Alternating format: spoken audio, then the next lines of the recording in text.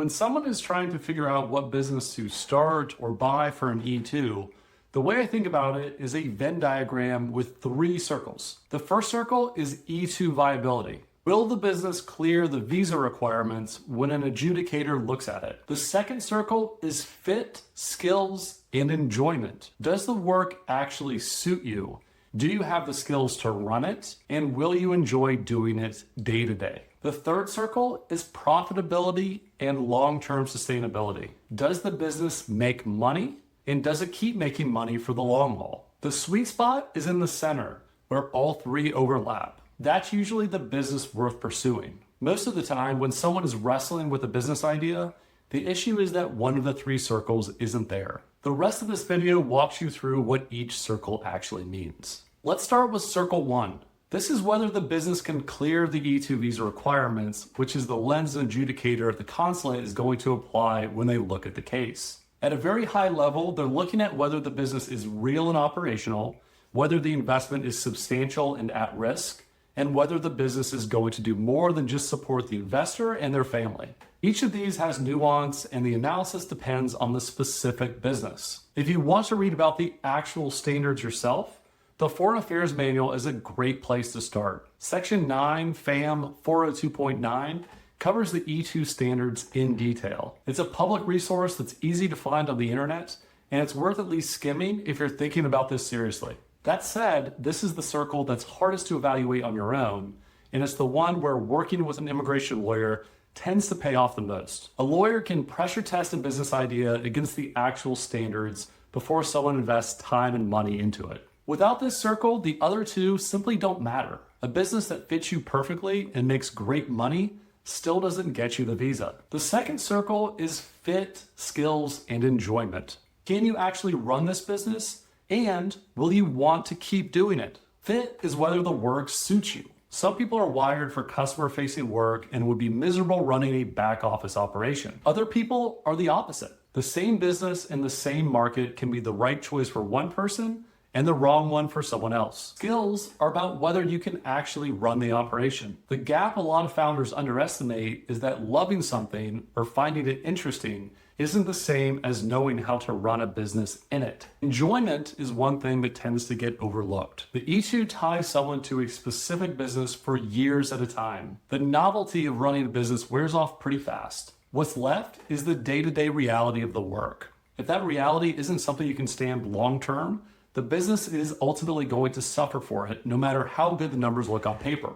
Okay, so those are circles 1 and 2.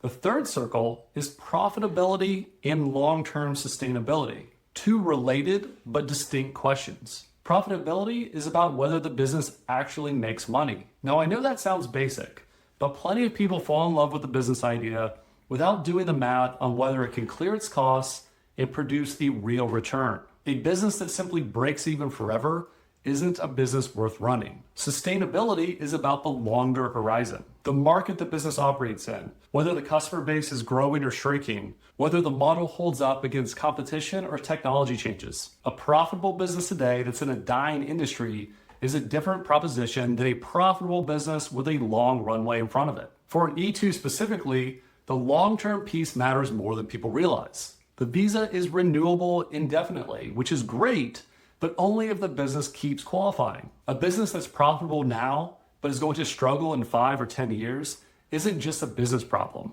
It's a visa problem too. Now, let me walk you through an example using my own business as the case study. My law practice is something I'd actually fail myself on if I ran it through this framework. Circle 2, the fit and enjoyment side, is genuinely there for me.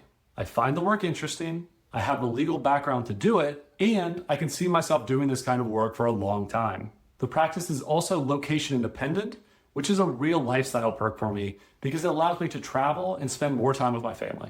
That circle totally checks out. Circle 3, profitability and sustainability, is also there. The E-2 market is real and growing, and legal services can have high profit margins. The business model works. But circle 1, the E-2 viability circle, would be a hard fail. When I started the practice, the investment was super low. I used the laptop and the phone that I already had, paid for some software subscriptions, and got going. Not the kind of substantial investment an adjudicator would look at and say, yes, This is a real business that this person is putting real capital behind.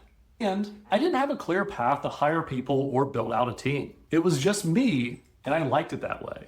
But that runs straight into the marginality issue. A solo lifestyle practice that supports the founder and their family is not a business that creates jobs or contributes more broadly to the economy. So my own law practice fits 2 of the 3 circles, but the visa circle is missing. The center isn't there. As a US citizen, that doesn't matter to me. But if I were applying for an E-2 with this same business, the case wouldn't hold up. So that's how I think about it. 3 circles: E-2 viability, fit and enjoyment, profitability and sustainability. The business worth pursuing is the one that sits in the center where all 3 overlap. When someone is wrestling with whether to go forward with a business idea, the framework usually points to which circle is the one that isn't there. Sometimes the business they love wouldn't clear the visa.